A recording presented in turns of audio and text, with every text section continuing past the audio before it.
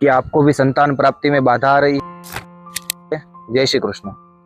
आज हम देखेंगे संतान प्राप्ति में आने वाली बाधाओं का उपाय और किस उपाय से आपके यहाँ भी जल्दी से जल्दी संतान की प्राप्ति हो सकती है। तो यह सुनने से पहले जिसके यहाँ संतान नहीं है उनको यह रील शेयर कर दीजिए, हमारी आईडी को फॉलो करें, लाइक करें और शेयर कर दीजिए और कमेंट में ओम नमो भगवते वासुदेवाय जरूर से लिखिए। आज हम देखने वाले हैं कुछ ऐसे उपाय जिनके माध्यम से अगर आप वह उपाय पूर्ण श्रद्धा से करेंगे तो आपको यहाँ संतान की प्राप्ति अवश्य होगी। विष्णु सहस्त्र स्तोत्र है, उनमें भगवान का एक नाम है वंशवर्धन, कि भगवान हमारे वंश की वृद्धि करते हैं। तो उसी सूक्ति के माध्यम से हम नित्य उनका पाठ करेंगे तो हमें अवश्य संतान की प्राप्ति होगी। वह सूक्ति है अद्रुतः स्वद्रुतः स्वास्य प्राग वंशो वंशवर्धन। कमेंट में आपको वह सूक्ति मिल जाएगी।